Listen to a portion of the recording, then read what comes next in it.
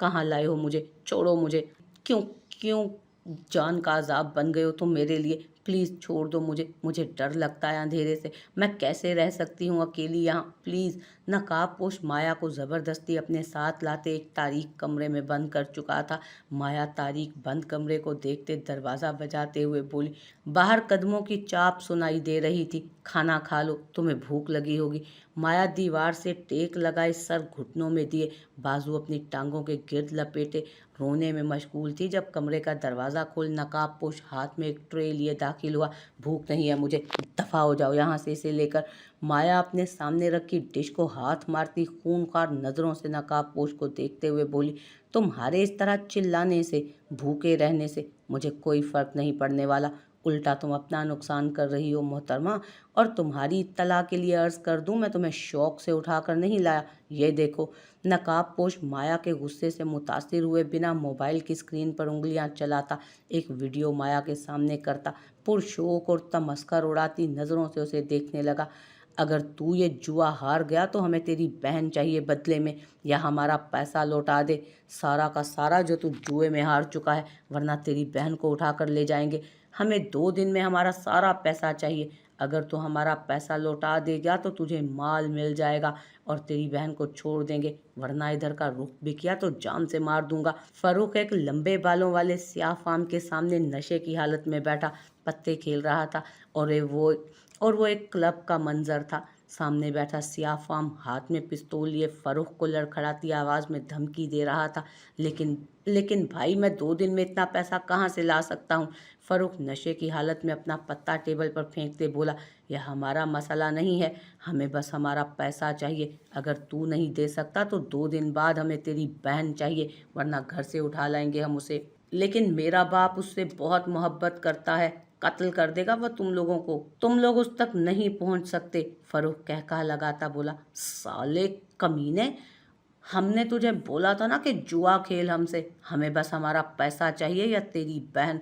अगर तू ये सब करने को तैयार ना हुआ तो तुझे माल नहीं दूंगा, सोच ले। 2 दिन है तेरे पास, बस 2 दिन। मुझे तेरी बहन या अपना पैसा चाहिए, वरना भूल जा के तुझे माल मिलेगा। स्याफाम गुस्से से फरूख का कॉलर पकड़ते हुए धाड़ा। ठीक है, मुझे माल एडवांस चाहिए। 2 दिन बाद मेरी बहन तुम लोगों के पास होगी। फरूख लड़खड़ाते कदमों के साथ उठता टेबल पर रखे लिफाफे को उठाए मुस्कुराते हुए खोलकर देखने लगा। माया हैरत से स्क्रीन पर चलते मंजर को देखे गई। आंखों में आंसुओं की जगह हैरत और अफसोस ने ले ली। तो तुमने मुझे खरीद लिया है? मेरा भाई जुए में हार कर मुझे तुम्हारे हवाले कर गया। माया तल्खी से मुस्कुराई, गाल पर ठहरे आंसुओं को अपने पोरों पर चुनते हुए बोली। नहीं, जब मैं तुम्हें ज़बरदस्ती रेस्टोरेंट से लेकर आया था, तुम्हारा भाई उन लोगों के साथ वहां पहुंचा हुआ था जिस वक्त तुम उसे मोबाइल पर बात करते देख रही थी। मैं भी वहीं मौजूद था। तुम्हारे चेहरे के तासुरात से मुझे पता चल गया था कि तुमने मुझे देख लिया है, और तुम्हें याद होना चाहिए कि मैं उस वक्त तुम्हारे भाई के बिल्कुल पीछे खड़ा था और मैं वो तमाम बातें सुन चुका था। फरूख उन लोगों को तुम्हारी पहचान बताकर खुद जा चुका था। इससे पहले कि वो लोग वहां पहुंचते, मैं तुम्हें अपने साथ लेकर आया, और ये वीडियो भी मैंने फ़रूख का पीछा करते बनाई थी। मैंने फ़रूख को नशे की हालत में क्लब मेंबरान के साथ बैठे देखा तो उनकी बैक चेयर पर बैठा तमाम कार्रवाई इस मोबाइल में महफूज कर चुका था, और जो वक्त फ़रूख ने उन लोगों को बताया था, मैं भी उस वक्त पर उस रेस्टोरेंट पहुंच गया। मैंने तुम्हें उसके साथ आते देख लिया था तो मुझे मजबूरन तुम्हें अपने साथ लाना पड़ा। बेफिक्र रहो, तुम यहाँ महफूज हो। मैं तुम्हें हिफाजत से तुम्हारे घर पहुँचा दूंगा। मेरा बदला बाकी है और मैं अपना बदला लिए बिना कैसे अपना शिकार किसी और को दे दूं। मेरे इंतकाम की आग ठंडी नहीं हुई माया ज़फ़र। तुम बस मेरा इंतकाम हो और मैं तुम्हें अपने हाथों से मौत दूंगा, रुसवा करूंगा। किसी को यह हक कभी नहीं दूंगा मैं। नकाबपोश का नर्म लहजा अचानक शोले बरसाने लगा। नकाब से झलकती आंखें सुर्ख अंगारा थी, आवाज़ में वहशत थी। माया का दिल किसी ने मुट्ठी में ले लिया था। फरोख, माया कहाँ है? तुम्हारे साथ गई थी ना, वापस नहीं आई तुम्हारे साथ? फरूख अपने कमरे में लेटा हुआ था जब जफ़र साहब की आवाज़ सुनाई दी उसे। डरते डरते धड़कते दिल के साथ वो दरवाजे तक पहुंचा। बाबा वो। फरूख दरवाज़ा खोलते जफ़र साहब को जवाब पेश करने लगा, लेकिन लॉन में होने वाली फायरिंग पर दोनों बाहर की सिमत भागे। क्या बात है बेटा, सब खैरियत तो है ना? इतनी अचानक क्यों बुलाया? सुल्तान साहब और रिमशा बेगम ज़ारून के हमरा वसीम के घर सोफे पर बैठे तमाम अफराद को बारी बारी देख रहे थे। आप अपनी बेटी को मेरे घर से हमेशा के लिए लेकर जा सकते हैं, मैं इसे तलाक दे रहा हूँ। वसीम अफसुर्दा लहजे में सुल्तान साहब के चेहरे के तन जाने वाले तासुरात को देखते हुए बोला, ये क्या बोल रहे हो बेटा? फरी को तलाक? लेकिन क्यों, क्या हुआ है? सबसे पहले वसीम की माँ ने मदाखलत की थी। रिमशा बेगम और सुल्तान साहब उस वक्त सख्ते के आलम में पत्थराई आंखों से वसीम का चेहरा देखते तो कभी रोती हुई फरी को। मैं किसी कातिल के साथ ज़िंदगी नहीं गुजार सकता अब, और मैं नहीं चाहता कि मेरी बेटी गलत औरत के ज़ेरे असर रहे। वसीम कमाल इत्मीनान से फरी के बालों में हाथ फेरते हुए बोला, लेकिन तुम कहना क्या चाहते हो? मुझे समझ नहीं आ रही। जो कहना चाहते हो खुलकर कहो। सुल्तान साहब जिद चोते उलझी हुई नज़रों से वसीम को देखने लगे। वसीम तमाम सूरत हाल सुल्तान साहब और रिमशा बेगम के गोश गुजार करता कमरे की जानिब बढ़ गया। वसीम, इतनी जल्दबाजी अच्छी नहीं होती, अक्ल से फैसला करो। ये तुम्हारी बेटी की ज़िंदगी का सवाल है। तुम्हें और बीवी मिल जाएगी, लेकिन परी को माँ नहीं मिलेगी। वसीम की माँ ने रोती हुई फरी का बाजू पकड़े वसीम को समझाने की सही की, लेकिन उस पर गोया जुनून सवार था। लेकिन मैं नहीं चाहता कि ये परी बड़ी होकर फरी की तरह बने। मेरी बेटी भी अपनी माँ की तरह मासूम लोगों की ज़िंदगियों से खेलने वाली, अपने ज़मीर का सौदा करने वाली हो। मैं अपनी बेटी पर ऐसी सौदेबाज मक्कार औरत का साया भी नहीं पड़ने दे सकता। वसीम फरी का बाजू झटकते हुए ताइश में बोला, लेकिन बेटा, कम उम्री में गलतियां हो जाती हैं, उनको सुधारना चाहिए, दरगुजर करना चाहिए। तुम एक समझदार मर्द हो, ऐसे अहमकाना हरकत तुम्हें जेब नहीं देती। ज़रा ठंडे दिलो दिमाग से सोचो। नहीं माँ, माफ़ी गलतियों की होती है, दरगुजर गलतियाँ की जाती हैं, गलतियाँ सुधारी जाती हैं, गुनाह नहीं। सब कुछ जानने के बावजूद भी आप ये बोल रही हैं कि मैं एक कातिल को अपने साथ रखूं? कभी नहीं माँ, मैं इसे कभी अपने साथ नहीं रखना चाहूँगा। इसे भी तो मालूम पड़े कि किसी की बेटी का सौदा करने वाले सिर्फ जिल्लत और रुसवाई खरीदते हैं। किसी माँ से उसकी बेटी को अलग करना कैसा होता है, किसी की ज़िंदगी के साथ खेलना कैसा होता है। अम्मा, इसे तावान तो भरना ही पड़ेगा ना अपने घर से। ये सज़ा मैंने नहीं, इसने खुद अपने लिए मुंतखब की है, इसलिए इसने अपने लिए कांटों की राह का इंतखाब खुद किया है। मैं अपनी बेटी पर इसका साया भी नहीं पड़ने दूंगा। मैं अपनी बेटी के लिए खुद ही काफ़ी हूँ। वसीम, मुझे माफ़ कर दें प्लीज़, मुझसे गलती हो गई। मैं अपनी बेटी के बिना नहीं रह सकती। मैं आपके बिना कैसे जीऊँगी? प्लीज़ मुझे माफ़ कर दें। फरीहा ज़ख्मी नागिन की तरह तड़पती हुई वसीम के कदमों में जा गिरी। मामा, आप रो क्यों रही हैं? क्या हुआ है आपको? परी ये सारा मंजर देखती अपनी माँ के आंसू साफ करती अपनी तोतली जुबान में बोली। फरीहा परी को खुद में भींचे उसका चेहरा चूमने लगी। जाओ तुम, तलाक के कागजात तुम्हें मिल जाएंगे बहुत जल्द। वसीम आगे बढ़ता परी को फरीहा से अलग करता बेरहमी से बोला, मैं अपनी बेटी के बिना नहीं रह सकती। प्लीज़ वसीम, मुझे परी से अलग मत कीजिए। खुद पर गुजरी है तो चखो मज़ा। क्या कर गुजरी हो तुम इमामा की माँ के दिल के साथ? जैसे वो अपनी बेटी के बिना जी रही है ना, वैसे ही जियो अब तुम भी। बहुत आसान है, बाखुदा जी कर तो देखो उन जैसी ज़िंदगी। सुकून मिलेगा रूह को, शायद गुनाह का कफ़ारा हो जाए तुम्हारे। वसीम कहकहा लगाता तमस्कर उड़ाते हुए बोला तो फरीहा उसका चेहरा तके गई।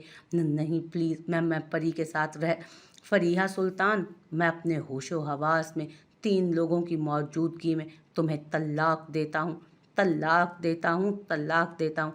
फरीहा का जुमला हलक में दम तोड़ गया। वसीम की गरजदार आवाज़ पूरे कमरे में गूंजी तो तमाम अफराद सख्ते की हालत में उसका जज्बात से आरी चेहरा देखने लगे। फरीहा बेयकीनी के आलम में वसीम को देखते बेसुध ज़मीन पर जा गिरी। फरीहा के गिरने की आवाज़ पर रिमशा बेगम और सुल्तान साहब उस तरफ लपके, जबकि वसीम की माँ शर्मिंदगी से सर झुकाए किचन की तरफ बढ़ गई। इसे होश नहीं आ रहा, मुझे लगता है हॉस्पिटल ले जाना चाहिए। वसीम की माँ और रिमशा बेगम फरी को होश में लाने की कोशिशों में नाकाम हो रही थी। रिमशा मुतफिक्र होती सुल्तान को देखने लगी। आपको फिक्रमंद होने की ज़रूरत नहीं है, آپ کے سپوت کی وجہ سے ہی میری بچی کی یہ حالت ہے۔ رمشا بیگم درستی سے وسیم کی ماں کا ہاتھ جھٹکتے ناگواری سے بولی۔ لیکن بہن بس بس، زیادہ ہمدردی دکھانے کی ضرورت نہیں ہے۔ جانتی ہوں میں تم لوگوں کو چہرے سے بھلے چنگے لگتے ہیں، لیکن بیٹے سے بول رکھا ہوگا، بھر دیے ہوں گے کان، جھوٹے الزام لگوا کر گھر برباد کر دیا میری بچی کا، اب ہمدردیاں جتا رہی ہو؟ ہٹو یہاں سے، یہ وقت ان باتوں کا نہیں ہے۔ رمشا جلدی چلو، فری کو ہسپتال لے جاتے ہیں۔ سلطان صاحب فری کو گاڑی میں ڈالتے ہسپتال کی جانب بڑھے۔ ڈاکٹر کیا ہوا ہے میری بچی کو؟ کافی وقت گزرنے کے بعد جب ڈاکٹر ICU سے باہر نکلی تو رمشا بیگم تیزی سے اس کی جانب بڑھی۔ ڈاکٹر کے چہرے پر پھیلے سائے اور افسردہ تاثرات کچھ غلط ہونے کی نشاندہی کر رہے تھے۔ امامہ گھر میں سارا دن فارغ بیٹھ کر بور نہیں ہوتی تم؟ اسٹڈی کر لو۔ ناشتے کی ٹیبل پر ڈاکٹر زویا اچانک بولی تھی۔ امامہ چونکتے ہوئے اسے دیکھنے لگی، پھر ہادی کو دیکھا، وہ بھی اسی کی جانب متوجہ تھا۔ نہیں، مجھے اسٹڈی نہیں کرنی۔ امامہ اپنی پلیٹ کی طرف متوجہ ہوتے دھیمی آواز میں بولی۔ تو فارغ بیٹھ کر کیا کرو گی؟ ماما کے ساتھ ہاسپٹل چلی جایا کرو، گھر میں بھی تو تم سارا دن اکیلی ہوتی ہو۔ ہادی اخبار اپنے آگے کرتے ہوئے بولا۔ امامہ اس کی حرکت کو بھانپتی دانت چبا گئی۔ ہادی امامہ کے چہرے پر پھیلے غیظ و غضب اور آنکھوں میں تنبیہ کرتے انداز کو سمجھتے اخبار سامنے کرتا مسکرا دیا۔ لیکن مجھے گھر میں رہنا اچھا لگتا ہے۔ لیکن گھر میں کوئی ہوتا تو ہے نہیں، پھر گھر میں کس کے ساتھ رہنا اچھا لگتا ہے؟ ہادی اخبار کے پیچھے سے بولا تھا۔ امامہ اپنا پاؤں ہادی کے پاؤں پر زور سے رکھتی ڈاکٹر زویا کو متوجہ پاتی اپنی طرف مسکرا دی۔ ہادی ٹھیک کہتا ہے امامہ، آج سے تم میرے ساتھ ہاسپٹل جایا کرو، گھر میں بیٹھ کر کیا کرو گی؟ اچھا وقت گزر جائے گا۔ ہادی بھی آفس میں ہوتا ہے تو تمہیں واپسی پر پک کر لیا کرے گا، اور میری ہیلپ بھی کر دیا کرنا۔ تم ریڈی ہو جانا، آج تو میں ویسے بھی تمہیں اپنے ساتھ لے کر جانے والی تھی، جلدی سے ریڈی ہو کر آ جاؤ، چلتے ہیں پھر۔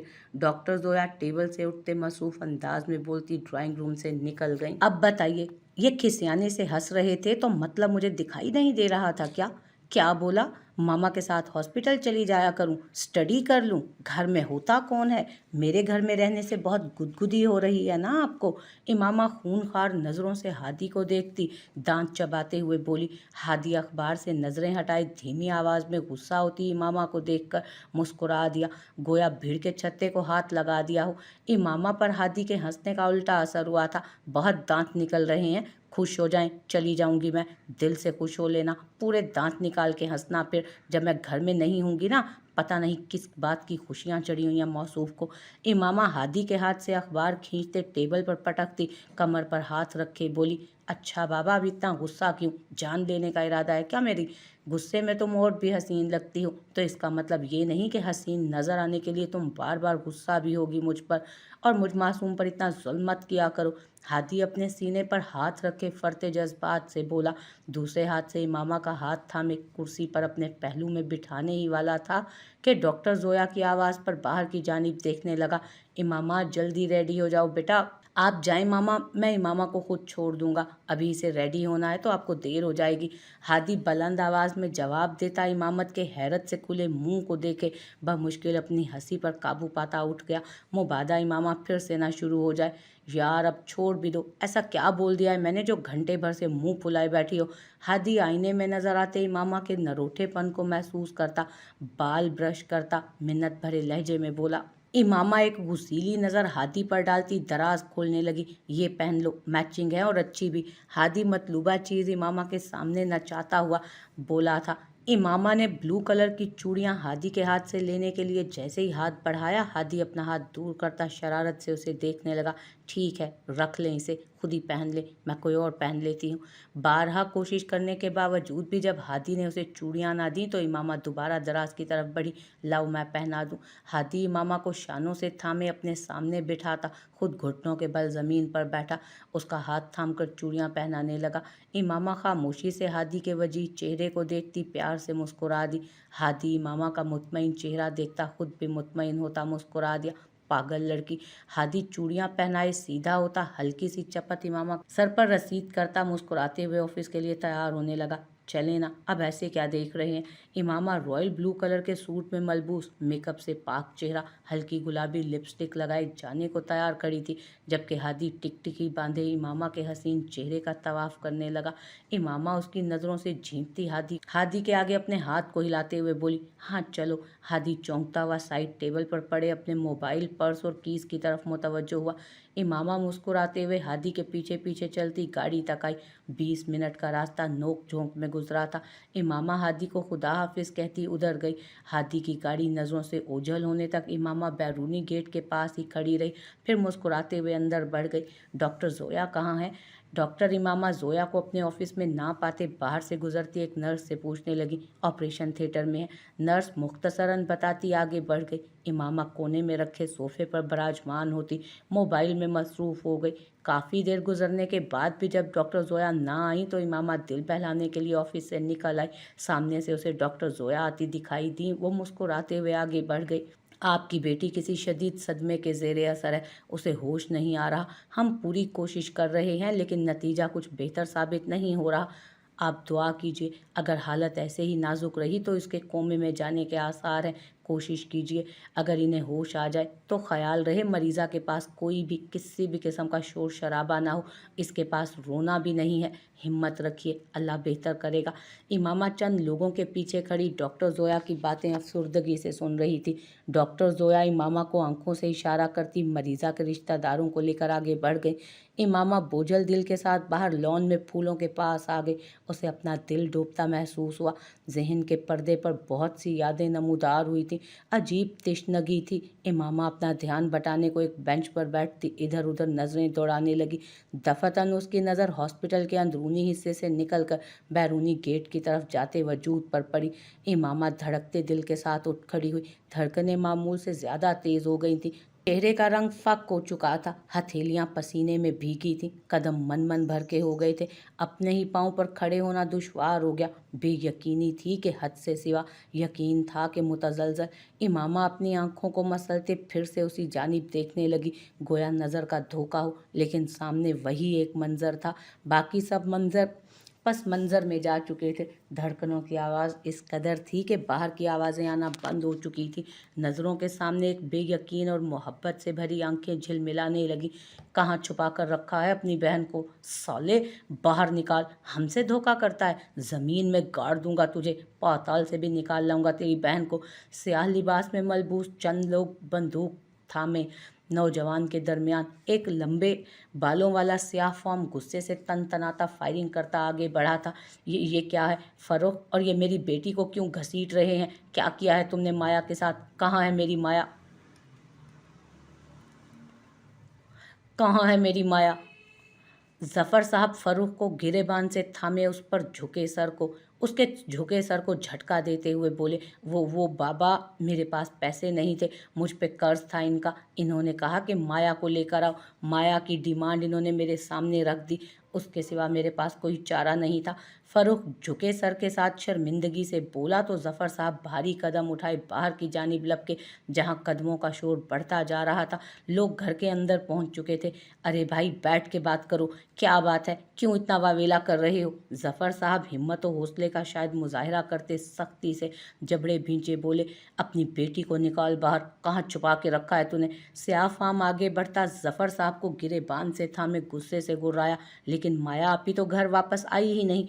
फरोख स्याह फाम को सवालिया नज़रों से देखता बोला, कहाँ है मेरी बेटी फरोख?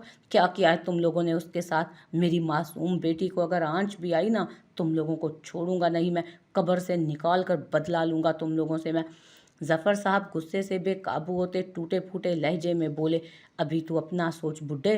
अगर तूने अपनी बेटी मेरे हवाले नहीं की ना, तो मैं तेरे साथ क्या करने वाला हूँ तू सोच ले। तुम्हें इसी वक्त ज़मीन में जिंदा गाड़ के रख दूंगा अगर 2 मिनट के अंदर अंदर तेरी बेटी मेरे सामने ना आई तो। लेकिन मैं बोल रहा हूँ ना, इमाम आपी मेरे साथ घर नहीं आई, वो वहीं रेस्टोरेंट में थी और मैंने देखा था आपका एक नकाब पोश लड़का उसे अपने साथ गाड़ी में बिठा कर ले गया है। अब आप लोग धोखा कर रहे हो हमारे साथ। लड़की भी ले गई और पैसे भी हथियाने आ गए। फरूख लड़खड़ाती जुबान में स्याह फाम के सामने खड़े होते हुए बोला, जब तक मेरी आर्मी वहां पहुंचेगी, जब तक मेरे आदमी वहां पहुंचे तेरी बहन अपने यार के साथ निकल गई थी। धोखा तो तुमने किया है हमारे साथ कमीने। मैं सारे पैसे देने के लिए तैयार हूँ, मेरी बेटी का पीछा छोड़ दो, मैं खुद उसे ढूंढ लूँगा। जफ़र साहब कमज़ोर लहजे में बोले। उनके नातवां कंधे मज़ीद झुक गए थे। अपनी बेटी के किरदार पर उठने वाली उंगलियां उन्हें दहलाए दे रही थी। अपनी बेटी की मासूम इज्जत पर तीर में बुझे चाबुक जैसे लफ्ज़ उनका सीना चीर रहे थे। जफ़र साहब एक मजबूत शख्सियत और हैसियत रखने वाले मर्द अपनी बेटी की इज्जत के सामने झुक गए थे। अगर मामला बेटी की इज्जत का ना होता और बात फैलने का भी, बदनामी का डर ना होता, तो आज जिन कदमों पर वो लोग चल कर आए थे वापस उन पर उनकी वापसी नामुमकिन थी। हमें पैसा नहीं, तेरी बेटी चाहिए, किसी भी हाल में। पैसा बहुत पहले की बात थी, लेकिन अब पैसे के बदले बेटी चाहिए तेरी। तेरे बेटे ने माल लिया है हमसे उसके बदले। स्याहपोश पिस्तौल फरूख की कनपटी पे रखता बोला। जान से मार दूंगा मैं इसे अगर अभी अपनी बेटी मेरी हवाले ना की तुम लोगों ने तो। दफातन पुलिस सायरन की आवाज़ पर हर तरफ अफरा तफरी फैल गई। इन्हीं आवाज़ों में गोलियां चलने की आवाज़ें बुलंद होने लगी। फरोख स्याफाम और उसके साथियों को गिरफ्तार कर लिया गया था। कुछ फायरिंग की वजह से जख्मी हो चुके थे, उन्हें अस्पताल मुंतकिल कर दिया गया। इन्हीं जख्मी लोगों के दरमियान फर्श पर खून में लथपथ पड़े फरोख पर जफ़र साहब की नज़र पड़ी। सीने से एक टीस उठी और होंठों से सर्द आह बरामद हुई। जल्दी से फरूख के सिमत भागे। फरूख को गाड़ी में डालकर हॉस्पिटल ले जाया गया। सॉरी, हम आपके बेटे को नहीं बचा सके। कुछ देर बाद डॉक्टर अफसोस से सर मलते ऑपरेशन थिएटर से बाहर आए, फरूख के मुर्दा वजूद को साथ लिए हुए। फरूख, बहुत मना किया था तुम्हें, मत चलो इस रास्ते पर, लेकिन तुमने मेरी एक भी नहीं सुनी। बहुत अकेला कर दिया तुमने मुझे बेटा। जफ़र साहब फरूख के चेहरे से सफ़ेद चादर हटाते हुए उससे लिपट कर रोने लगे। एक तरफ माया की फिक्र लाहक थी तो दूसरी जानिब घर में सफ़े मातम बिछ चुकी थी।